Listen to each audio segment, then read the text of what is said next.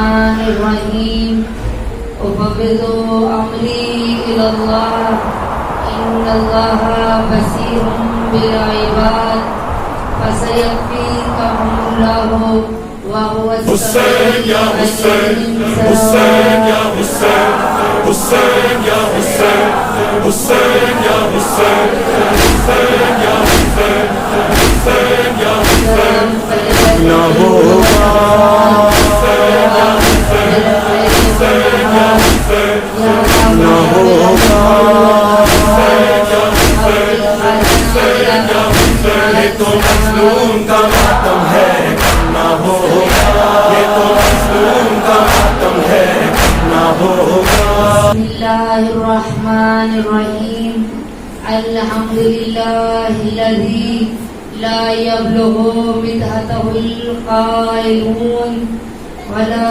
يوصي نعماه العاتون ولا يعدي حقه المجتهدون الذي ليس لصفوته حد محدود ولا نعت ممدود فطر الخلائق بقدرتي ونشر الرياح برحمتي ثم الصلاة والسلام على أشرف الأنبياء والمرسلين وخاتم النبيين أبي القاسم محمد اللهم صل على وآل الطيبين الطاهرين المعصومين المظلومين سيما بقية الله في الأرضين صاحب العصر والزمان وخليفة الرحمن إمام الإنس والجان اللهم عجل لوليك الفرج صلوات اللهم صل على محمد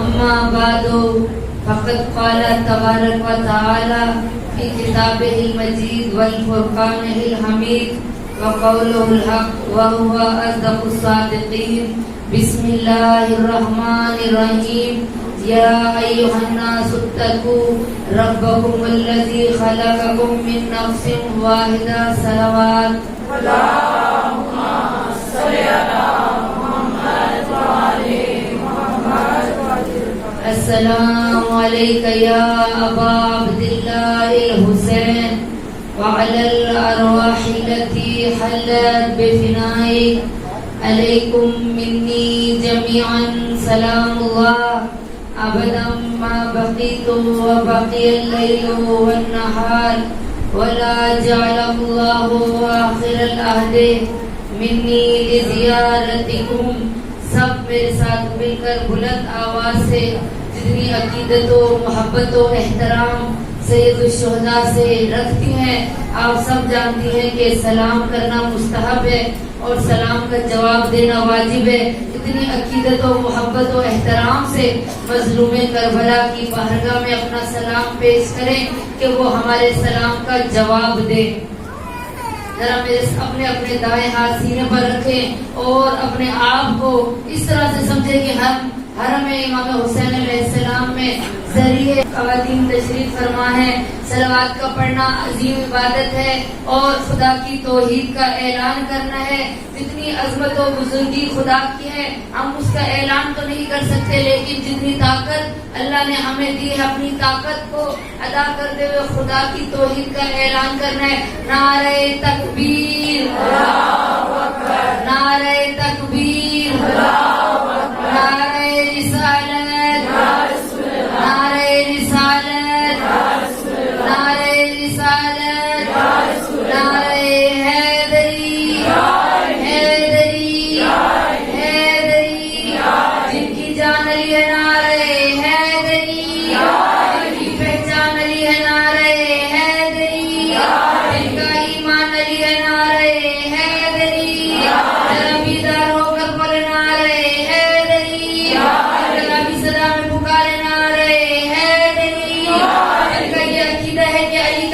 लेने से खत्म कुरान का सवाब मिलता है।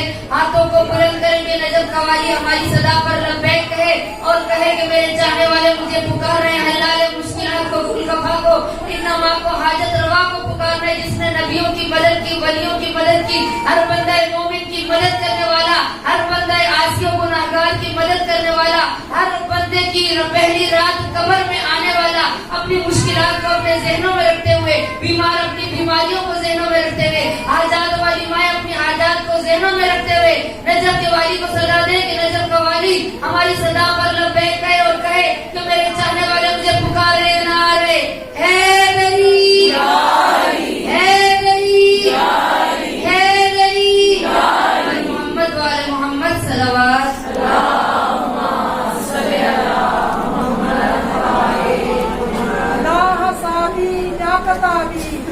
खबर इतनी अपने मोमन के लिए हक के वली आते हैं, इसलिए जिंदगी बार के पहुंचे यहाँ। हमने सुना है कि कब्र में अली आते हैं। नाराए हैदरी, हैदरी, हैदरी, नाराए सलवात।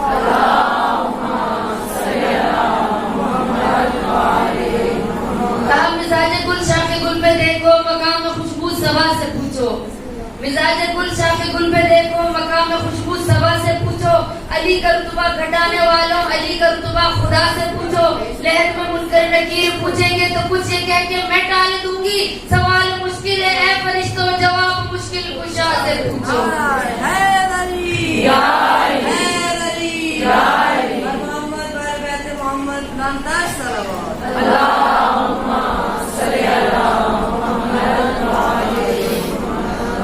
हमेशा की तरह सबसे पहले तमाम तर तारीफें, तमाम हम्दो सना उस रब्बे किरदिगार के लिए कि जिसकी कब्ज़े कुदरत में हमारी जाने हैं। वो असीम परवरदिगार के जो अपने बंदों से बहुत ज्यादा मोहब्बत करने वाला है और एक ऐसा रज़्ज़ाक़ है कि पत्थर में मौजूद कीड़े को रिज़्क़ अता करने वाला है। मैं और आप क्या खुदा की बारगाह में मांगे कि अल्लाह पत्थर में मौजूद कीड़े का भी ख्याल रखता है कि मैंने उसको भी रिज़्क़ फराहम करना है। क्यों? क्योंकि वो मेरी मखलूक है। और कहा कि वो अपने बंदों के ऐबों पर पर्दा डालने वाला है, यानी सत्तारुल उयूब है। हम जो गुनाह करते हैं कहा उन पर पर्दा डाल देता है। अगर कहा हदीस कुदसी के अल्फाज हैं, कहा कि अगर इंसान को दूसरे बंदे के गुनाह पता चल जाए तो वो शायद उससे बात करना छोड़ दे, लेकिन वो रब्बे किरदिगार जो सत्तारुल उयूब है हमारे ऐबों पे पर्दा डालता है और यही अपनी मखलूक से चाहता है कि ए मेरे बंदों, तुम भी सत्तारुल उयूब वाली सिफात तुम्हारे अंदर भी होनी चाहिए। अगर तुम्हारे सामने कोई गुनाह करता है तो उसके गुनाह पर पर्दा डालो। अगर तुम्हारे सामने कोई ऐब किसी के बयान करता है तो उसको मना करो। वो अजीम परवरदिगार कि जिसने हम इंसानों की हिदायत के लिए 1,24,000 नबी भेजे और इन नबियों के अंदर अल्लाह ने एक भी औरत नहीं भेजी। आप सब जानती हैं, आपके अज़हान आलिया में होगा कि जो हमारी गुफ्तगू का सिलसिला कल से चल रहा है वो है इस्लाम में ख़वातीन का किरदार। तो हमारा इंशाअल्लाह कल तक महवर गुफ्तगू जो रहेगा, जो उन्वान है, जो मौजू है वो है इस्लाम में ख़वातीन का किरदार क्या था। अल्लाह ने 1,24,000 नबी खल्क़ किए। एक दावत फिक्र देती हूँ अपनी माँ बहनों को। अल्लाह ने 1,24,000 नबी बनाए, 12 इमाम बनाए, लेकिन कोई भी औरत नहीं बनाई। किसी भी औरत को नबूवत क्यों अता नहीं की? किसी भी औरत को अल्लाह ने इमाम क्यों नहीं बनाया? हम बरोज़े महशर शिकायत कर सकते हैं, या वालिल्लाह, औरतों के कुछ मखसूस मसाइल होते हैं। मर्द के ऊपर पर्दा वाजिब, हिजाब वाजिब नहीं है कि वो अपने बालों को छुपाए, कि वो अपने जिस्म को छुपाए, लेकिन औरत के कुछ मखसूस मसाइल हैं کہ جو کسی نبی سے نہیں پوچھ سکتی, کسی امام سے نہیں پوچھ سکتی, تو ہم خدا کی بارگاہ میں سوال کریں گے تو اللہ تعالیٰ ارشاد فرمائے گا, اے میرے بندو, اے میری مخلوق, گھبرانا نہیں کہ جہاں میں نے 1,24,000 نبی بھیجے, جہاں میں نے 12 امام خلق کیے, لیکن بے شک میں نے ان کے اندر کوئی عورت خلق نہیں کی, کسی عورت کو نبوت عطا نہیں کی, کسی عورت کو میں نے رسالت عطا نہیں کی, کسی عورت کو, کسی خاتون کو میں نے امامت عطا نہیں کی, لیکن ان سب کے اوپر بھاری ایک ایسی خاتون کو بھیجا ہے کہ جو میری کنیز خاص ہے اور جو حضرت فاطمہ الزہرا جیسی ہستی ہے.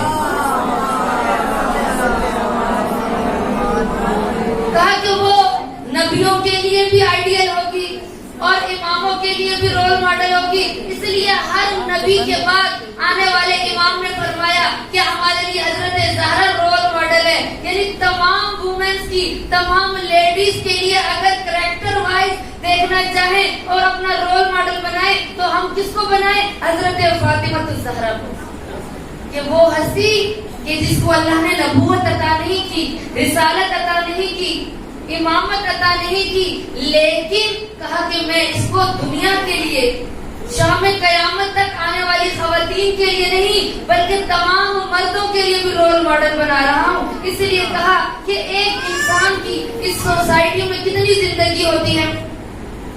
آج ہماری زیادہ سے زیادہ زندگی ہو تو 50 سال 60 سال ہوگی, لیکن جناب فاطمہ الزہرا کی زندگی 18 سال ہے. اور 18 سالہ زندگی میں میری آقا زادی نے اپنے باپ کی خدمت کی. ذرا تھوڑی گفتگو جو ہم نے کل کی تھی آپ کے ذہنوں میں ہو تو یقیناً ایک مطلب تک پہنچے گی. کچھ مطالب آپ کے حوالے کرنا چاہتی ہوں کہ کہا کہ جناب سیدہ کی 18 سالہ زندگی تھی اور اس میں باپ کی خدمت کی تو باپ نے ام ابیہا کا لقب دیا, یعنی باپ کی ماں بھی کہا. اور امام علی کے گھر میں آئی کہ جو کل ایمان تھا اس کے لیے نصف ایمان بن کر زہرا اس کی زندگی میں آ گئی. کہ امام علی فرماتے ہیں کہ ساری زندگی میں علی ابن ابی طالب ترستا رہا کہ سیدہ مجھ سے کچھ مانگے, اور سیدہ نے مجھ سے کبھی کچھ طلب نہیں کیا تھا. ایک انار تاریخ میں ملتا ہے کہ جو میری آقا زادی نے مانگا تھا. اور پھر آئی ہے زوجہ بن کر تو پھر بچوں کی تربیت ایسی کی کہ بچے سید الشباب اہل الجنہ بن گئے, اور حسین و منی و انا من الحسین بن گیا. اور بیٹیوں کی اتنی اچھی تربیت کر دی کہ پورے عاشورہ میں کردار ادا کیا کہ شام میں جا کر یزید کے تخت کو ہلایا تو کس نے ہلایا؟ حضرت ثانیہ زہرا نے ہلایا, کہ جو 72 کی سوگوار تھی لیکن اللہ نے ان کے اندر استقامت اتنی رکھی تھی, صبر اتنا عطا کیا تھا کہ ابن زیاد کے دربار میں ابن زیاد نے کہا دیکھا کہ تمہارے ساتھ اللہ نے کیا کیا؟ تو میری آقا زادی نے فرمایا ابھی تک تو میں نے کچھ دیکھا ہی نہیں. کہا مار آئی تو اللہ جمیلہ, میں نے تو ابھی تک خوبصورتی کے علاوہ کچھ نہیں دیکھا. یعنی اتنی صبر و استقامت رکھنے والی خاتون کون تھی؟ حضرت فاطمہ الزہرا کی اولاد تھی.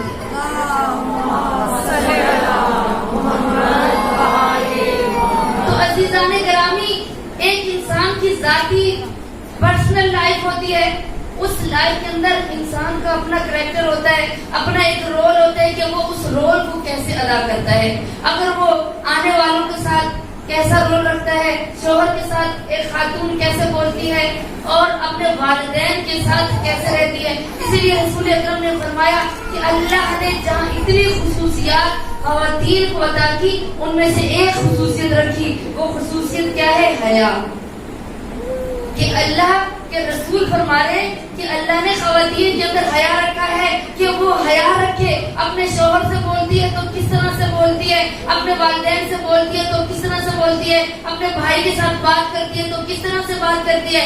اگر کوئی نامحرم اس کے سامنے آ جائے تو حدود الہی میں رہ کر اس نامحرم سے کس طرح سے گفتگو کرتی ہے. کیوں؟ کیونکہ اللہ نے ایک خاتون کے اندر, ایک وومن کے اندر اللہ نے کیا رکھا ہے؟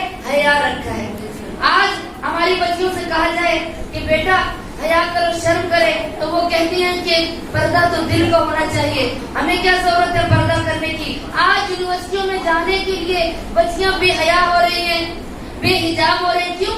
کیونکہ ان کا رول ماڈل جناب سیدہ نہیں ہے. ان کا رول ماڈل کون ہے؟ کہ ہالی ووڈ والے لوگ ہیں یا بالی ووڈ کے لوگ ان کے یا ماڈل یا کوئی ایکٹر، یہ ڈرامے دیکھنے کے باوجود اتنی خواتین کیوں بگڑ رہی ہیں کہ پورے گھر میں کام جلدی جلدی ہم خواتین ختم کرتی ہیں کہ رات کو ہم بیٹھے ٹی وی پر جا کر سوشل میڈیا پر ہم نگاہ کریں، الیکٹرانک میڈیا پر نگاہ کریں. کیوں؟ تاکہ اس لیے کہ ہم اپنا رول ماڈل ان کو بناتے ہیں. اگر ایک ٹی وی میں دیکھنے والی ایکٹر اپنے سسرال کے ساتھ، ساس کے ساتھ بدتمیزی کس طرح سے کرتی ہے، شوہر کے آگے زبان درازی کس طرح سے کرتی ہے، اولاد کی تربیت کس طرح سے کرتی ہے، اس کا کردار پاک ہے یا نہیں. وہ ظاہری حسن کو تو بنا رہی ہے، ظاہری تو اپنا کردار بنا رہی ہے، لیکن اس کے اندر سے کیا ہے؟ بدبو آتی ہے.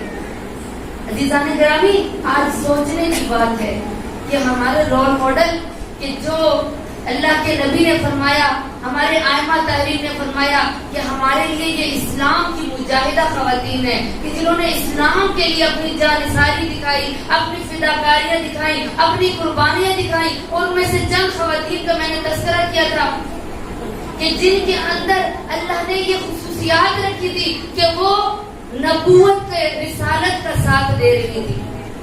کہ کس طرح سے کہ جناب ہاجرہ کا آج میں تذکرہ کروں گی کہ جناب ہاجرہ کون تھی؟ جناب ابراہیم کی بیوی، جناب اسماعیل کی والدہ، یعنی ایک نبی کی زوجہ ہے اور ایک نبی کی ماں ہے. لیکن ان کا کردار کیا ہے کہ جب اللہ کی طرف سے حکم آیا کہ اے نبی، اے ابراہیم، ذرا اپنی اولاد کو، اپنی ذریت کو لے جا کر کسی صحرا میں چھوڑ دو، بیابان میں چھوڑ دو. چونکہ جب ابراہیم نے حضرت ہاجرہ کے سامنے اس بات کو بیان کیا تو یہ نہیں کہا کہ میں نہیں جاؤں گی، میرا بچہ چھوٹا ہے، میں نہیں کسی صحرا میں جاؤں گی، میں کیوں کسی ریگستان میں جاؤں. نہیں، کیونکہ جانتی تھی کہ میرا شوہر وہی کام کرتا ہے کہ جو مشیت پروردگار ہوتی ہے. یہ اللہ کا نبی ہے، یقیناً اللہ نے کوئی حکم دیا ہوگا. اور جناب ہاجرہ جناب اسماعیل کو اٹھا کر کہاں چلی گئی؟ اس صحرا میں چھوڑ دیا جناب ابراہیم نے. اور پھر بھی زبان پر شکوہ نہیں آیا. اور چھوڑنے کے بعد جناب ابراہیم چلے گئے. یہ نہیں کہا کہ یہ کھانا دے کے جا رہا ہوں، کوئی پانی کا انتظام نہیں تھا. جناب ہاجرہ نے دیکھا کہ جناب اسماعیل پیاس سے بلک رہے ہیں، تڑپ رہے ہیں، تو ایک ماں بھی برداشت نہیں کر سکی. کہا کبھی صفا کی پہاڑی پر جاتی تھی، کبھی مروہ کی پہاڑی پر جاتی تھی، پھر بیٹے کا خیال آتا تھا، پھر واپس آتی تھی. کیوں؟ کیونکہ میرے بیٹے کو اس ریگستان میں، اس صحرا میں، اس پہاڑیوں میں ایسا نہ ہو کوئی درندہ کھا کر چلا جائے. بچے کی پیاس کا خیال آتا، کبھی صفا پہ جاتی، کبھی مروہ پر جاتی. اور پھر 7 چکر جناب ہاجرہ نے کاٹے کہ اللہ تعالیٰ کو ایک ماں کی یہ ادا اتنی پسند آئی کہ جب 7واں چکر کاٹ کے صفا و مروہ کے درمیان دوڑتی ہوئی جناب ہاجرہ واپس جناب اسماعیل کے پاس آئی. 7واں چکر پورا کر کے آ کے کیا دیکھتی ہیں کہ جناب اسماعیل ایڑیاں جہاں پہ رگڑ رہے تھے وہاں پہ اللہ تعالیٰ نے آب زمزم کو جاری کر دیا. آب زمزم کو جاری کر دیا. یہ کون تھی؟ ایک خاتون تھی. اللہ نے اس کے صبر کو دیکھا، اللہ نے اس کی استقامت کو دیکھا. اللہ نے دیکھا کہ یہ ایک مشیت پروردگار کی خاطر ایک نبی کے حکم کو مانتی ہوئی یہ اس پہاڑی پر آ گئی ہے. اور اس کی مادر جو تھی، ماں تھی، محبت اتنی تھی اولاد سے کہ اللہ نے اس کی محبت کو دیکھ کر، اس کی مہربانی کو دیکھ کر آب زمزم کو جاری کر دیا. تو عزیزان گرامی، طول تاریخ میں ایسی خواتین ہیں کہ جنہوں نے اسلام پر قربانیاں دی اور وہ ہمارے لیے رول ماڈل ہے کہ ہم دیکھیں کہ ان بیویوں نے کس طرح سے صبر کیا، کس طرح اسلام کا ساتھ دیا، کس طرح سے استقامت اختیار کی. کہ دیکھیں جناب مریم کہاں رہتی تھی؟ قصر فرعون میں، کہ جو خدائی دعویٰ کرنے والا فرعون تھا اس کے قصر میں رہتی تھی. اور جب فرعون پاس آتا تھا اور کہتا تھا کہ مجھے خدا مان جا، جناب مریم کیا کہتی تھی کہ میرا تو رب وہی ہے کہ جو زمین و آسمان کا مالک ہے، جو عرش پر رہنے والا ہے، میں تجھے خدا نہیں مانوں گی. اتنی یہ سزا دیتا تھا لعین فرعون کہ جناب آسیہ کے اس نے کیا کیا تھا؟ ان کے میخیں ٹھکوا دی تھی ان کے جسم میں. اور اب یہ دیکھیں جناب آسیہ کا رول کیا تھا؟ صبر کرتی تھی. اب کہا جائے کہ وہ ایک فرعون کے محل میں رہنے والی تھی، اسی لیے اس نے صبر کیا. تو عزیزان گرامی، کہا یہ دنیا کا واقعہ ہے. کہا ایک تہران کے رہنے والا شخص تھا، وہ کہتے ہیں کہ میں قافلہ لے کر جا رہا تھا. کہا میں قافلہ لے کر جا رہا تھا تو اپنے قافلے سے میں بھٹک گیا جب میں سو گیا.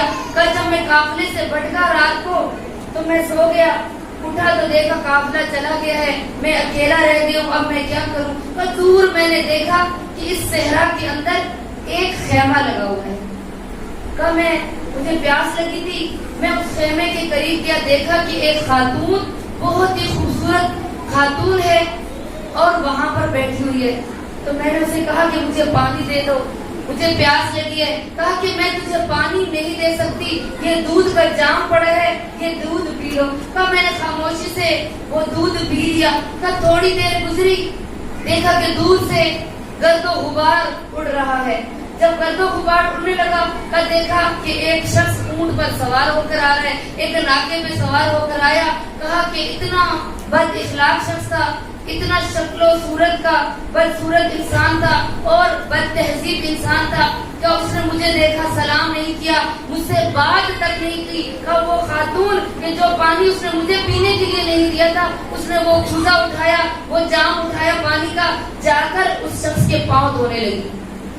کب اس کے پاؤں دھونے لگی اور تھوڑی دیر گزری, وہ خاتون جب میرے پاس سے گزری, میں نے کہا کہ یہ تیرا شوہر ہے. کہا ہاں میرا شوہر ہے. میں نے کہا یہ اتنا بد اخلاق ہے کہ اس نے مجھ سے بات نہیں کی, تم سے اتنی بدتمیزی کر رہا ہے اور تم اس کے پاؤں دھلا رہی ہے. تو اس نے کہا کہ تم جانتے نہیں کہ رسول اکرم نے کیا فرمایا تھا کہ جو بھی خاتون اپنے شوہر کی بد اخلاقی پر صبر کرے گی تو اللہ تعالیٰ اس کو جنت کے اندر ایک مقام عطا کرے گا. اس حدیث کو میں نے اپنے ساتھ باندھ لیا ہے. اس لیے میں جب یہ کچھ مجھے کہتا ہے, یہ مجھے گالی گلوچ کرتا ہے, یہ دور دراز کے سفر سے واپس آتا ہے, میری ہمیشہ کی روٹین یہ رہی ہے, یہ آتا ہے میں اس کے پاؤں دھلاتی ہوں.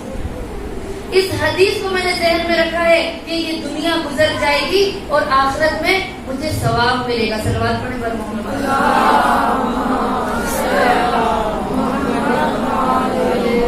تو عزیزان گرامی, جناب خدیجہ الکبریٰ کہ جو ایک مالدار خاتون تھی, ثروت مند تھی, آج ہماری بیٹیوں کے اگر غریبوں میں شادی کرتے ہیں, آج لوگ کیا دیکھتے ہیں, اس کا اسٹیٹس دیکھتے ہیں کہ لڑکے کی جاب کیا ہے, لڑکا خوبصورت ہے یا نہیں, اس کا مکان ہے یا نہیں, اس کی کار ہے یا نہیں. اور ہم نے جو حدیث رسول کی تھی کہ جب کسی کوئی تمہارے گھر رشتہ لے کر آئے تو کیا چیز کو اپنے ذہن میں رکھے, کہا کہ دیکھو کہ وہ لڑکا دیندار ہے یا نہیں. آج ہم کیا ذہن میں رکھتے ہیں کہ ہماری بیٹی نے ایم اے کیا ہے, وہ لڑکا ایم اے کیا ہوا ہو اور اس کے پاس کوٹی ہے یا نہیں, اس کی ایج بھی اتنی زیادہ نہ ہو, اس کے پاس مال دنیا بھی ہو, وہ خوبصورت بھی ہو. عزیزان گرامی, دنیا کی دولت یہیں پر رہ جائے گی. اگر وہ اس کے پاس دنیا کی دولت ہو اور اگر وہ شراب پیتا ہو تو دنیا کی خوبصورتی اس کے پاس ہو, شاید اس کے پاس حسن یوسف اس کی صورت سے ٹپکتا ہو, لیکن اگر وہ بد اخلاق ہو تو کیا فائدہ. تو عزیزان گرامی, آج جب رشتہ کریں تو ان چیزوں کو مد نظر رکھیں کہ رسول اکرم نے فرمایا تھا کہ جب تمہارے گھر تمہاری بیٹی کے لیے کوئی خواستگاری کے لیے آئے, کوئی رشتہ لے کر آئے, تو دیکھو کہ وہ دیندار ہے یا نہیں. کیوں؟ کیونکہ رزق کا میں پروردگار ضامن ہوں.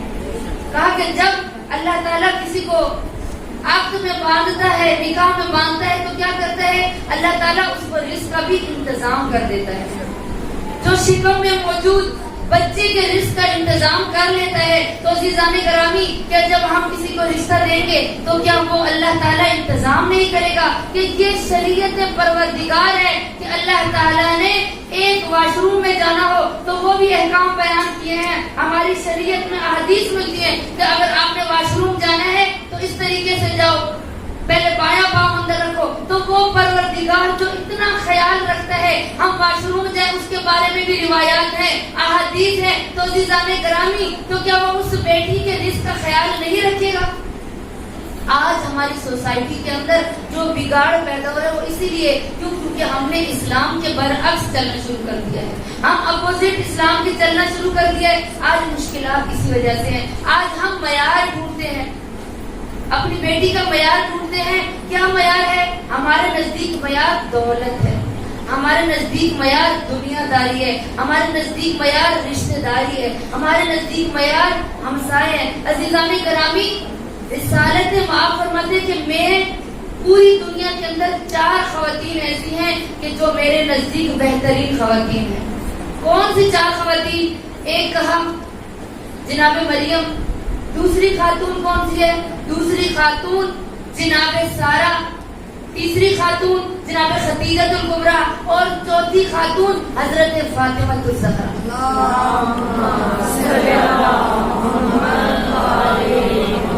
تو عزیزان گرامی، جناب خدیجہ الکبریٰ نے اپنے غلام میسرہ کے ہاتھ شادی کا پیغام خود بھیجا تھا، لیکن یہ نہیں دیکھا تھا کہ محمد کے پاس دولت ہے یا نہیں، محمد یتیم ہے، اس کا باپ نہیں ہے. لیکن ان چیزوں کو نہیں، کیا چیز دیکھی تھی؟ ہم اسلامیات کی کتابوں میں پڑھتے ہیں کہ غلام میسرہ نے آ کر کیا کہا تھا کہ میں اس کی دیانتداری کو بیان کیا تھا جناب خدیجہ الکبریٰ کے سامنے، کہ وہ دیندار اتنا ہے، کہ وہ اتنا دیندار ہے کہ آج اس نے جو مال بیچا ہے اس میں زیادہ ہمیں منافع ہوا ہے. میں نے نہیں دیکھا کہ اس نے کوئی مال کے اندر ہیرا پھیری کی ہو، اور ہمیشہ میں نے اس کو پروردگار کی عبادت کرتے دیکھا ہے، ہمیشہ ہر انسان کے ساتھ اخلاق کے ساتھ پیش آتے ہوئے دیکھا ہے. اتنی مالدار خاتون تھی، ان چیزوں کو نہیں دیکھا کہ اس کے پاس کچھ بھی نہیں ہے، اس کے پاس دنیا کی دولت نہیں ہے. جناب خدیجہ الکبریٰ نے اپنا پیغام شادی کا خود بھیجا، اور پھر تمام عرب کی عورتوں نے تانا دیا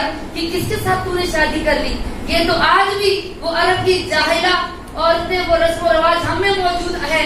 ہم چاہے ڈاکٹر بن جائیں، ہم انجینئر بن جائیں، وہ جہالت کی رسم ہمارے اندر آ جائے. اگر کوئی ماں کسی غریب سے شادی کر دے، کسی یتیم سے شادی کر دے، تو رشتہ دار اور محلے والے نہیں چھوڑتے. بھئی یہ تم نے کس کے ساتھ شادی کر دی؟ آئیں ذرا رول ماڈل کہتے ہیں جناب خدیجہ الکبریٰ کو، رول ماڈل ہم کہتے ہیں ہمارے لیے جناب سیدہ ہے. کیا ہم صرف ان کی تبلیغ جو ہے، ان کی سیرت کے قصے، کیا کربلا کے قصے، ان بیویوں کے قصے ممبر پر بیان کرنے کے لیے ہیں کہ ہم امام بارگاہوں میں بیان کریں، حسینیہ میں بیان کریں، لیکن ان کی سیرت پر چلنے کی باری آئے تو ہم انکار کرتے ہیں.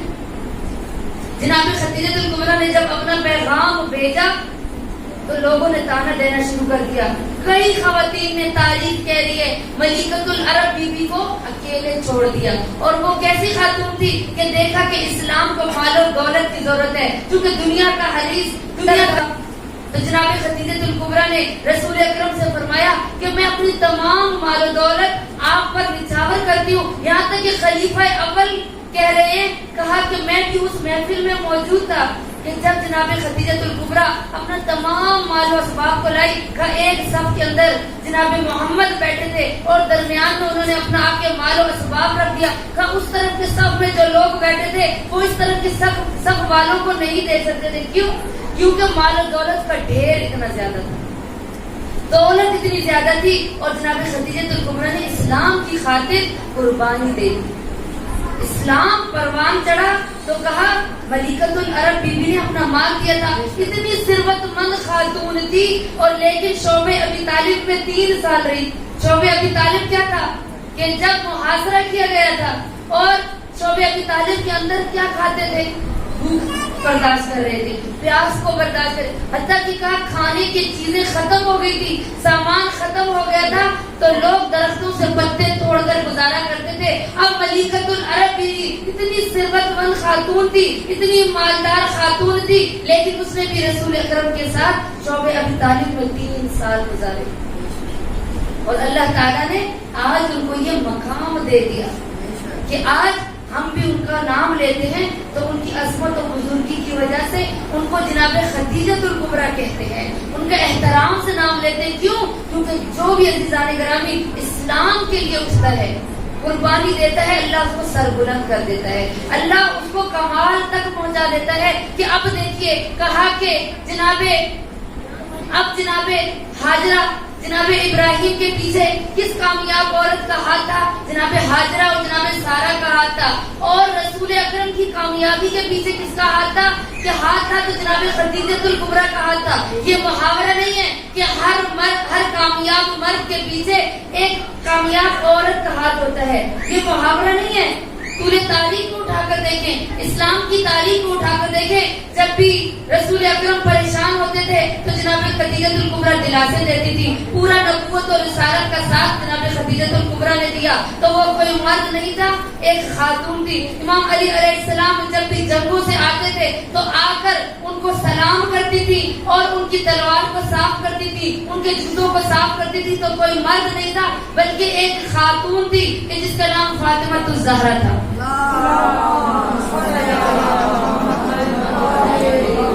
تو عزیزان گرامی، ادھر امام حسین علیہ السلام کے مقصد کو جو خاتون لے کر آگے بڑھی وہ بھی کوئی مرد نہیں، ایک خاتون تھی اور اس کا نام ثانیہ زہرا تھا۔ کہ یہ اسلام میں کچھ خواتین ایسی ملتی ہیں کہ جن کا کریکٹر اتنا بلند ہے، جن کی عظمت اتنی بلند ہے کہ کہا اس لیے کہ اگر کوئی تحریک چلانی ہو نا تو مردوں سے نہیں بلکہ عورتوں سے شروع کرو۔ کیوں؟ کیونکہ ایک اچھی عورت ہوگی تو خاندان کو اچھا جنم دے گی، اولاد کی اچھی تربیت کرے گی، تمام خاندان کو ملا کر رکھے گی۔ اور اگر کوئی بری خاتون ہوگی وہ سب سے پہلے شوہر کو لے کے ساس سسر سے الگ ہو جائے گی، نندوں سے الگ ہو جائے گی، دیوروں سے الگ ہو جائے گی، جیٹ کو چھوڑ دے گی۔ کیوں؟ کیونکہ یہ اس کی تربیت کی کمی ہے۔ آج ہم چاہتے ہیں کہ ہماری اولاد تربیت پا جائے، تو عزیزان گرامی سب سے پہلے ہم نے اپنے آپ کو بدلنا ہے۔ عزیزان گرامی، اب جب قائد اعظم سے آپ کہیں کہ جناب ثانیہ زہرا کا تذکرہ کیا، وہ تو ایک معصوم کی بیٹی تھی، معصوم کی گود میں پلنے والی تھی۔ خدیجۃ الکبریٰ کا آپ نے تذکرہ کیا، وہ محمد کا ساتھ دینے والی تھی۔ تو عزیزان گرامی، آئیے ذرا تاریخ میں اٹھا کر دیکھیں، جب قائد اعظم نے تحریک چلائی، قائد اعظم نے پاکستان بنانے کے لیے تحریک چلائی، تو کیا کیا؟ ہر جگہ جاتے جناب فاطمہ جناح جو ان کی بہن تھی ساتھ لے کر جاتے تھے۔ آج بھی ہماری جو کتابیں دیکھیں، قائد اعظم کہیں پر اکیلے کھڑے ہیں، ہر جگہ پر قائد اعظم کے ساتھ تصویر ہے تو فاطمہ جناح کی ہے۔ کسی نے پوچھا قائد اعظم سے، آپ جہاں جاتے ہیں اپنی بہن فاطمہ جناح کو ساتھ لے کے جاتے ہیں، آپ کوئی تحریک چلاتے ہیں تب بھی، کہیں تقریر کرنی ہو تب بھی، آپ اعلیٰ آباد جاتے ہیں تب بھی، آپ پاکستان وجود میں لانا چاہتے ہیں، مسلمانوں کے لیے ایک ملک وجود میں لانا چاہتے ہیں، ہر جگہ فاطمہ جناح کو ساتھ لے کر کیوں جاتے ہیں؟ یہ کیا وجہ ہے؟ علت تو بتائیے، فلسفہ تو بتائیے۔ تو قائد اعظم نے خوبصورت جواب دیا اور کہا کہ یہ درس میں نے کربلا والوں سے لیا، یہ درس میں نے کربلا والوں سے لیا ہے۔ کہا کس طرح سے؟ کہا رسول اکرم نے جب تحریک چلائی اور لوگوں کو مسلمان کرنا چاہا تو ان کا ساتھ جناب خدیجۃ الکبریٰ نے دیا، مردوں نے ان کا ساتھ چھوڑ دیا۔ امام علی علیہ السلام بعد از رحلت رسول نکلے، امامت کا دعویٰ کرنے کے لیے نکلے، اور جب نکلے تو کسی نے ساتھ نہیں دیا۔ ہر ایک کے دروازے پر حضرت فاطمہ الزہرا گئی اور کہا کہ میرے بابا کا کلمہ پڑھنے والوں، اے میرے بابا تمہیں مسلمان کیا ہے، کیا تم بھول گئے تھے؟ تمہیں غدیر کو بھول گئے کہ 18 ذی الحج کو میدان غدیر میں میرے بابا نے کیا فرمایا تھا؟ من کنت مولا ہو فہذا علی مولا، کہ میں جا رہا ہوں اور میرے جانے کے بعد جو مولا ہے وہ علی ابن ابی طالب ہے۔ کہا کہ یہ درس میں نے کربلا والوں سے لیے۔ کہ حسین ابن علی تحریک کو چلانے کے لیے نکلے، اسلام کو بچانے کے لیے مدینہ سے نکلے تو اپنی بہن زینب کو ساتھ لے کر نکلے۔ تو میں نے یہ درس کربلا والوں سے لیا ہے کہ اگر کوئی بھی تحریک چلانی ہو اور کامیابی حاصل کرنی ہو تو اپنی خواتین کو ساتھ لے کر چلو، وہ خواتین جو جرأت مند ہو۔ تو عزیزان گرامی، ہم دیکھتے ہیں کہ جب بعد از رحلت حضرت فاطمہ الزہرا امام علی علیہ السلام نے شادی کرنا چاہی، امام علی علیہ السلام نعرہ رسالت، نعرہ حیدری، حیدری، حیدری، نعرہ صلوات۔ امام علی علیہ السلام نے شادی کرنا چاہی تو اپنے بھائی عقیل سے کیا کہا؟ اے عقیل، میرے یہ وہ خاتون تلاش کرو کہ جو خاندان کے حوالے سے، شجرہ نسب کے حوالے سے، قبیلے قوم کے حوالے سے جرأت مند خاندان ہو۔ اور اسی لیے جناب ام الولید جو کلابیہ خاندان سے تعلق رکھتی تھی، تو جو زمانے عرب میں مشہور خاندان تھا کہ جو بہت زیادہ بہادر تھے، کہا میں چاہتا ہوں کہ کربلا میں میرا بیٹا حسین تنہا نہ رہے، کہ میری اس بیوی سے ایک ایسا بیٹا اللہ مجھے دے کہ جو بہت زیادہ بہادر ہو۔ تو عزیزان گرامی، یہ خواتین جو طول تاریخ میں ہیں کہ جنہوں نے اسلام کے لیے قربانیاں دی ہیں، اور آج اگر ہم دیکھیں تو ہم یہ جو آج ہمارے یہاں پر نعرہ بلند کیا جا رہا ہے میرا جسم میری مرضی کہ وومنس رائٹس دیے جائیں, عورت کو آزادی دی جائے, عورت کو حق دیا جائے. عزیزان گرامی وہ کون سا حق ہے جو عورت طلب کر رہی ہے؟ کیا عورت کو آزادی دے دی جائے کہ عورت اتنی آزاد ہو جائے؟ یہ عورت کی چال ہے یہ ہمارے دشمن کی کہ وہ عورتوں کو برہنہ کرنا چاہتا ہے. دیکھیے کہ جو بھی کمرشل چل رہی ہے, جو بھی ٹی وی دیکھتی ہیں خواتین, سوشل میڈیا پہ دیکھیں. عزیزان گرامی آپ کی توجہ کی طالب ذرا خشک گفتگو ہے, لیکن آپ لوگوں کو ضروری ہے ہمارے لیے کہ ممبر سے اس باتوں کو بیان کیا جائے. اب دیکھیے کمرشل جب ٹی وی پر چلتا ہے تو کسی مرد کو نہیں دکھایا جاتا. ایک دودھ بیچنے والی بھی اگر کوئی مشہوری دکھائی جائے ٹی وی پر تو خاتون کو لے کر آتے ہیں. اگر کوئی بچے کی بات ہے تو بھی خاتون کمرشل کرتی ہے. کیوں؟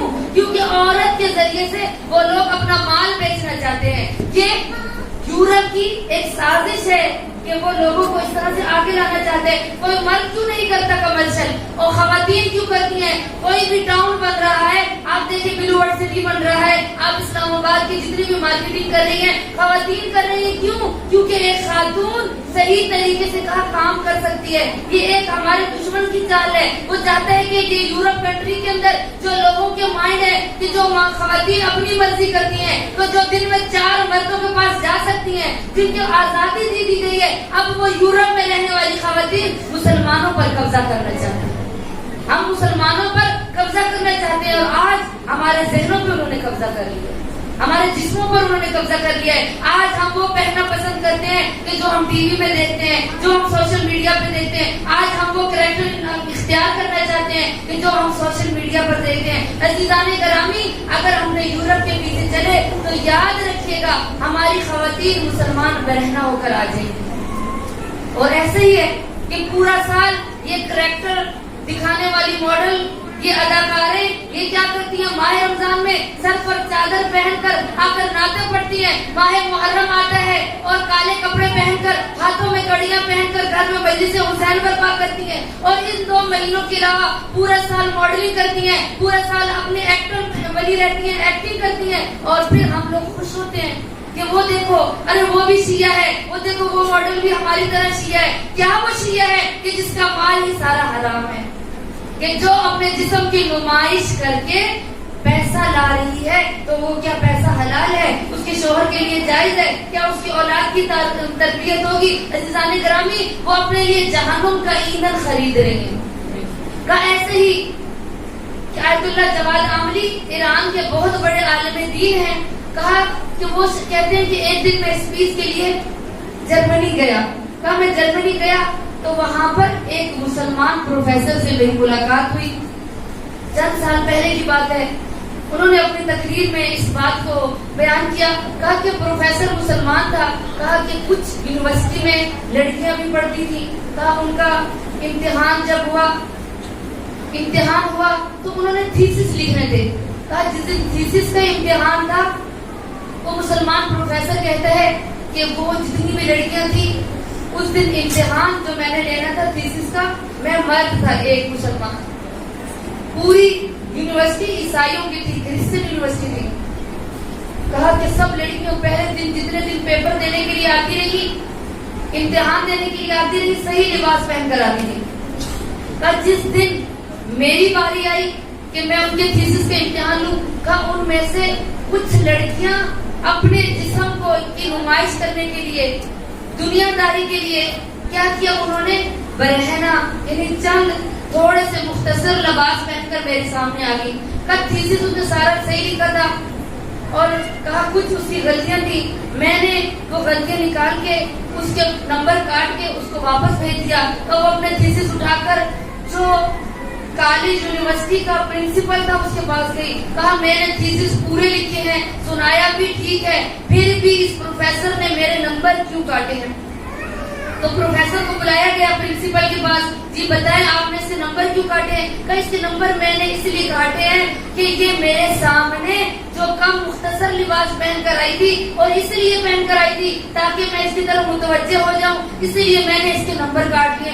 آج بھی آیت اللہ جواد عاملی فرماتے ہیں کہ آج بھی اس یونیورسٹی کے اندر اس پروفیسر کی بات کو فوراً اس प्रिंसिपल ने नोट कर लिया और वहां पर उसने कहा कि किसी भी क्रिश्चियन खातून को, किसी भी क्रिश्चियन गर्ल्स को इजाजत नहीं है कि वो मुख्तसर लिबास पहनकर यूनिवर्सिटी में आए। यानी इतनी बात पसंद की गई एक मुसलमान प्रोफेसर की। तो अज़ीज़ान गिरामी, हम भी क्या करते हैं, आज शादियों पर माएँ खुद कहती है बेटा बाल खोल के जाओ, बेटा इस तरह से मेकअप करो, इस तरह से टाइट्स पहन कर जाओ, इस तरह ताकि तुम्हारे रिश्ते आए, ताकि तुम्हें नामहरम देखे। अज़ीज़ान गिरामी, तो क्या है, ये औलाद की तरबियत नहीं है, ये जनाब फातिमा ज़हरा को मानने वाली नहीं है, ये खदीजतुल कुबरा की पैरोकार नहीं हो सकती वो माएँ की जो अपनी औलाद को गलत गाइड कर रही है। और चाहे यहाँ पर इमाम हुसैन अलैहिस्सलाम का मकसद क्या था, और रोती है सानिया ज़हरा के पर्दे को।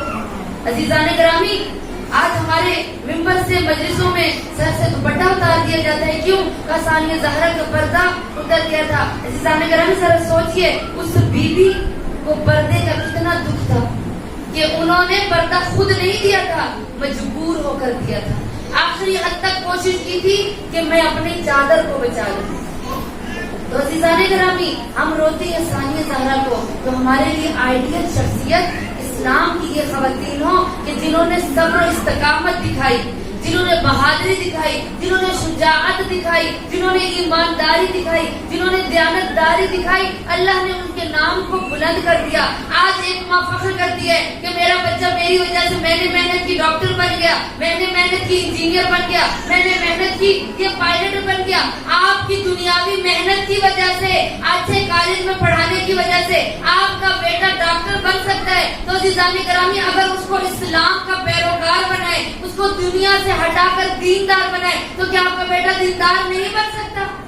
बन सकता है, लेकिन हमने कोशिश नहीं की। याद रखिएगा, जो माएँ मुझ समेत अल्लाह से औलाद तलब करती हैं और अल्लाह औलाद दे रहा है, कहा बेटा है तो नेमत है, बेटी है तो रहमत है, और बेटा नेमत है, नेमत का बरोज़ महशर सवाल किया जाएगा कि तुमने इस बेटे की तरबियत कैसे की, तुमने इसके तरबियत में कोई कोताही तो नहीं की। तो अज़ीज़ान गिरामी, बहुत सी माएँ ऐसी होंगी जो औलाद की तरबियत की वजह से जहन्नुम का ईंधन बन जाएंगी, क्यों? क्योंकि उन्होंने अपनी औलाद की तरबियत की होगी। अज़ीज़ान गिरामी, करबला हमारे लिए दर्स है। करबला वाली माँ जो थी वो जुर्रतमंद थी कि उन्होंने अपनी औलाद की तरबियत इस अंदाज में की थी कि उन्होंने करबला में अपनी जान के नजराने पेश किए। कि जनाब कासिम से जब इमाम हुसैन अलैहिस्सलाम ने पूछा कि बेटा बताओ तुम्हारे नजदीक मौत कैसी है, तो कहा अहल्लु मिनल असल, के शहद से भी ज्यादा मीठी है। और जनाब अली अकबर 18 साल की उम्र है, और जनाब अली अकबर से पूछा कि बेटा बताओ तुम्हारे नजदीक मौत कैसी है, तो कहा बाबा जरा मुझे मेरे सवाल का जवाब दें, आप ये बताएं क्या हम हक पर हैं? इमाम हुसैन फरमाते हाँ बेटा हम हक पर हैं। तो कहा बाबा फिर फर्क नहीं पड़ता, जब हम हक पर हैं, मौत चाहे हम पर आ जाए चाहे हम मौत पर आ जाए तो कोई फर्क नहीं पड़ता अगर हम हक पर हैं। तो अज़ीज़ान गिरामी, ये करबला वाली माएँ थी कि जिन्होंने बेटों की तरबियत की थी। कि शब आशूर जब इमाम हुसैन अलैहिस्सलाम एक खेमे में जा रहे थे तो हर माँ अपने बेटे को लोरी दे रही थी, और लोरी अजीब अंदाज में दे रही थी, और बेटे से कह रही थी कि बेटा जब कल रोजे आशूर का दिन तुलू हो तो सबसे पहले तुम अपने जान का नजराना पेश करना। और मोहम्मद की माँ मोहम्मद को इस तरह से लोरी दे रही थी। जनाब कासिम की माँ फरमा जनाब कासिम को इस तरह से लोरी दे रही थी। उम्मे रुबाब अली असगर को 6 माह के, अली असगर को वो बच्चा जो शीर खार था, वो बच्चा जो चल नहीं सकता था, वो बच्चा जो बोल नहीं सकता था, उसको भी कहती थी काश बेटा तू आज जवान होता। तो मैदान करबला में वक्त के इमाम की नुसरत के लिए निकलता। तो अज़ीज़ान गिरामी, ये सब क्या है? ये करबला वाली माएँ थी कि जिन्होंने अपनी औलाद की तरबियत की थी। तो अज़ीज़ान गिरामी, आज उन 72 का तस्करा करना है कि आज 3 दिन हो गए कि जिनकी लाशें बेगोरो कफन पड़े। 10 मुहर्रम का दिन गुजरा, 11 मुहर्रम को इन लईनों ने अपने तमाम लोगों के लाशों को दफना दिया, लेकिन हुसैन इब्ने अली का लाशा मैदान करबला में बेगोरो कफन पड़ा है। یہ بے گور و کفن پڑا ہے کہ چرند پرند آ کر وہاں پر امام حسین علیہ السلام کے خون سے اپنے پروں کو خضاب کرتے تھے اور ہوا میں اڑ جاتے تھے اور وہ محمدہ کی صدائیں و حسینہ کی صدائیں بلند کرتے تھے.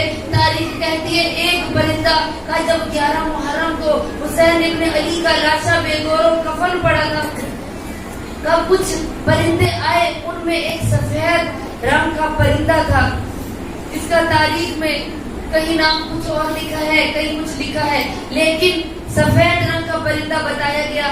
کب وہ پرندہ آیا، امام حسین علیہ السلام کے خون سے اپنے پروں کو خضاب کیا اور خضاب کرنے کے بعد وہ اڑتا ہوا کا ایک باغ میں جا بیٹھا جو یہودی کا باغ تھا. اور وہاں پر یہودی صبح اپنے باغ میں آ کر کام کیا کرتا تھا اور شام کو واپس جاتا تھا. کہ اس یہودی کی ایک بیٹی تھی جو نابینا تھی، جو معذور تھی، جو چل نہیں سکتی تھی، دیکھ نہیں سکتی تھی، بول نہیں سکتی تھی. کہا گرمی کا موسم تھا، اس یہودی نے اپنی بیٹی کو اس دن صبح کیا کیا، یہ 11 محرم کا واقعہ ہے. کہا اپنی بیٹی کو صبح گھر سے لایا اور باغ میں ایک درخت کے نیچے بٹھا دیا اور کہا کہ شام کو جب میں جاؤں گا تمہیں لے کے جاؤں گا، ادھر بیٹھی رہنا. کہا ادھر 11 محرم کو وہ سفید رنگ کا پرندہ جس نے اپنے پروں کو حسین ابن علی کی خون کے ساتھ رنگین کیا تھا، کہا وہ وہاں سے اڑتا ہوا آ کر اس یہودی کے باغ میں اس درخت کے اوپر بیٹھ گیا کہ جس درخت کے نیچے اس یہودی کی بیٹی بیٹھی تھی. کہا کہ جب اس نے اپنے پروں کو خضاب کیا اور آ کر درخت پر بیٹھا تو اس کے پروں سے ایک خون کا قطرہ ٹپکا اور جا کر اس لڑکی کے، وہ جو درخت کے نیچے بیٹھی تھی، اس کی آنکھوں پہ گرا. جب اس کی آنکھوں پہ گرا تو یہ معجزہ تھا امام حسین کے خون کا. عزیزان گرامی، آج بھی حرم امام حسین میں معجزے ہوتے ہیں کہ جیسے ہی خون اس لڑکی کے آنکھوں پر پڑا تو اس کی آنکھوں کی بینائی واپس آ گئی. اس نے فوراً دوسری آنکھ اوپر کی دیکھنے کے لیے تو خون کا دوسرا قطرہ اس کی دوسری آنکھ پر پڑا تو وہ اس کی آنکھ ٹھیک ہو گئی. یہ حسین ابن علی کے خون کا معجزہ تھا. کہا پھر اس نے تیسرا جب قطرہ گرا اس نے اپنے پورے جسم پر ملنا شروع کر دیا کہ اس کا جسم جو معذور تھی، چل نہیں سکتی تھی، دیکھ نہیں سکتی تھی، بول نہیں سکتی تھی. تھوڑی دیر کے بعد وہ کہا کہ جب حسین ابن علی کے خون کے قطروں کو وہ اپنے جسم پر ملتی رہی تو پورا جسم اس کا ٹھیک ہو گیا. حسین ابن علی کے خون کا عزیزان گرامی یہ معجزہ ہے کہ جب تھوڑی دیر گزری، شام کا وقت ہوا، بچی ریتی ہوئی پورے باغ کی سیر کرنے لگی. اب اس کا باپ پریشان ہوا کہ میں بیٹی کو درخت کے نیچے بٹھا کر گیا تھا، میری بیٹی نظر نہیں آ رہی. تو اس لڑکی سے پوچھا کہ میں اپنی بیٹی کو بٹھا کر گیا تھا، کہ تم نے میری بیٹی کو دیکھا ہے؟ تو اس وقت اس بیٹی نے کہا بابا جان آپ نے مجھے پہچانا نہیں، میں آپ کی ہی بیٹی ہوں. کہ تجھے کیا ہوا، تو ایک دم ٹھیک کیسے ہو گئی؟ پورا واقعہ اس لڑکی نے سنایا. اور جب پتہ چلایا گیا تو پتہ چلا کہ اس سفید رنگ کے پرندے کے پروں کے ساتھ جو خون تھا وہ خون ہم جیسے نجس لوگوں کا خون نہیں تھا، بلکہ وہ امام حسین ابن علی کا خون تھا. عزیزان گرامی، کہ حسین کے خون کی برکت یہ ہے جس سے ایک بچی کو شفا مل گئی. وہ حسین جو معجز نما تھے، کیا وہ کربلا میں معجزہ نہیں دکھا سکتے تھے؟ لیکن حسین کا امتحان تھا. عزاداران حسین کا امتحان تھا کہ حسین ابن علی کی چرند پرند نے مدد کرنے کے لیے آئے، جبرائیل مدد کرنے کے لیے آیا، ظافر دن مدد کرنے کے لیے آیا، لیکن امام حسین نے سب کو واپس بھیج دیا اور فرمایا کہ یہ میں نے استغاثہ اس دنیا والوں کے لیے پڑھا ہے تاکہ بروز محشر یہ لوگ یہ نہ کہیں کہ حسین نے ہمیں مدد کے لیے نہیں پکارا تھا. عزیزان گرامی، دستور زمانہ ہے کہ ہر جگہ پر تیسرا دن سوئم کا دن ہوتا ہے. تو آج کا دن امام حسین علیہ السلام کے سوئم کا دن ہے. اور سوئم کا دن کیسا ہے کہ 72 بے گور و کفن میدان کربلا میں پڑے، کوئی ان کو دفنانے والا نہیں ہے. زینب بچوں کو سنبھالنے میں مصروف ہے. کہا کہ جب 12 محرم کا دن طلوع ہوا، ان لعینوں نے ابن زیاد کو خط لکھا اور پوچھا کہ بتا اب کیا کرنا ہے. تو ابن زیاد نے خط کے جواب میں لکھا، اے پسر سعد، جتنا جلدی ہو سکے تمام شہداء کے سروں کو نیزوں پر سوار کرو اور تمام بیویوں کے ہاتھوں کو رسن بستہ کر دو، ان کے بچوں کو قید کر لو، ان کو بے پلانے اونٹوں پر بٹھا کر کوفہ میں لے کر آ جاؤ۔ خط کا ملنا تھا، تاریخ کہتی ہے عمر سعد لعین نے حکم کی تعمیل کرنا شروع کی اور بیویوں کو رسن باندھنا شروع کر دیے، بچوں کو بے کجاوا اونٹوں پر بٹھایا اور بیویوں کو بٹھا کر اور سروں کو نیزوں پر بلند کر کر کوفہ کی طرف روانہ ہو گیا۔ کہا 12 محرم کا دن ہوا، کہا عصر کا قریب تھا، قبیلہ بنی اسد کی عورتیں آج بھی محرم کی 12 محرم کو جو خواتین کربلا زیارت کر کے آئی ہیں جانتی ہیں کہ 12 محرم کو قبیلہ بنی اسد کے لوگ آج بھی امام حسین کے حرم میں بیلچے اٹھا کر مٹی اٹھا کر آتے ہیں، اس سنت کو ادا کرتے ہیں جو 12 محرم کے ان کی اور جد نے یہ پوری کی تھی۔ کہ قبیلہ بنی اسد کی عورتیں جب پانی بھرنے کے لیے آئیں تو دیکھا کہ یہ لعین واپس جا چکے ہیں، آ کر اپنے مردوں سے کہتی ہیں، اے قبیلہ بنی اسد کے مردوں، کیا تم جانتے ہو کہ 3 دن ہو گئے ہیں حسین ابن علی کا لاشا بے گور و کفن پڑا ہے اور اس کے تمام صحابہ کی لاشیں بے گور و کفن پڑے ہیں، آ جاؤ ان کو دفناتے ہیں۔ تو ابن زیاد کے ڈرے ہوئے لوگ تھے، کہتے ایسا نہ ہو ابن زیاد ہم پر ظلم کرے یا کوئی مخبری کر دے۔ عورتیں جرت رکھتی تھی، کہا اگر تم نہیں جاؤ گے تو ہم اپنے بچوں کو لے جا کر رسول کے نواسے کو دفنائیں گی۔ اور جب عورتوں نے کہا نا کہ ہم خود جائیں گی تو قبیلہ بنی اسد کے مردوں کی غیرت جاگی کہ ہمارے عورتیں جا رہی ہیں۔ انہوں نے فوراً کہا کہ ٹھیک ہے، ہم کوفہ کے راستے میں اپنے غلاموں کو کھڑا کرتے ہیں اور ہم حسین کو دفنانے جائیں گے۔ ارے قبیلہ بنی اسد کے مرد نکلے، ہاتھوں میں بیلچے پکڑے اور آئے 72 کے درمیان مقتلے کربلا میں آئے اور لاشوں کو دفنانا چاہا۔ پر جب سب کے لاشوں کو اٹھانا چاہا اور دیکھیں کہ لاش کی پہچان عزاداران حسین اگر کی جاتی ہے تو اس کے سر سے ہوتی ہے یا اس کے لباس سے ہوتی ہے، لیکن 72 کے جسم پر نہ لباس تھا اور نہ ہی سر موجود تھے۔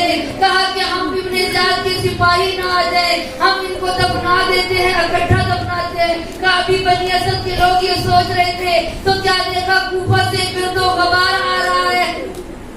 ارے جب گرد و غبار ہٹا تو کیا دیکھا، ایک گھوڑا سوار آیا ہے کہ جس کی آنکھوں سے خون جاری ہے، کہ جس کے گلے میں خاردار توق ہے، جس کے ہاتھوں میں بیڑیا ہے اور جس کے پاؤں میں بیڑیا ہے۔ ارے جب یہ دیکھ چکا نا اور پوچھا کہ کون آپ کیوں آئے ہیں، کہ میں ان لاشوں کو دفنانے کے لیے آیا ہوں۔ ارے آج کا ہی دن تھا۔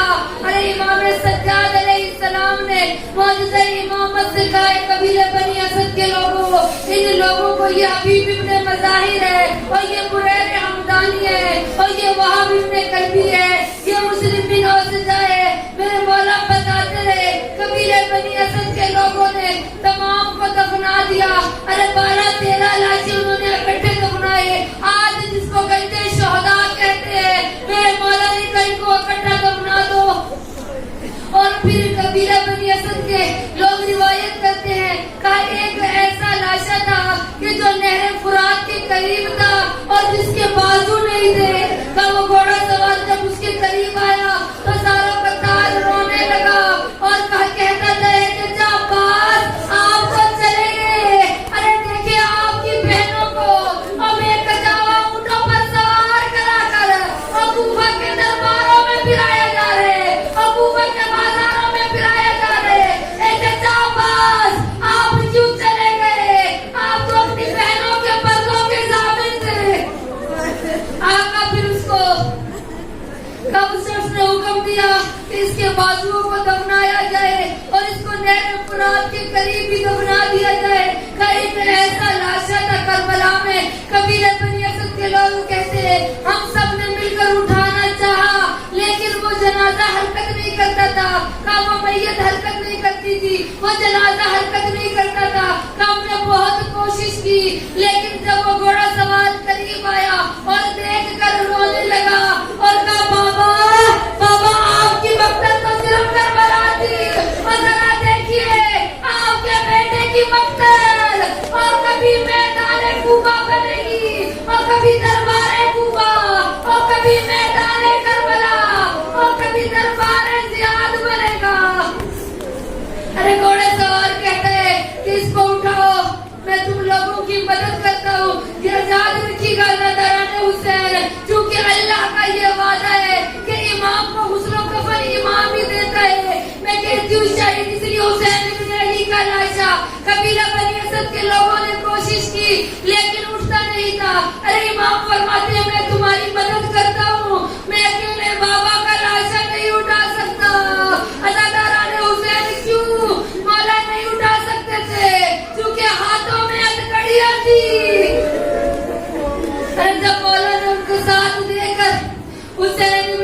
کے لاشوں کو اٹھا کر دفنایا اور قبر بنائی اور وہاں سے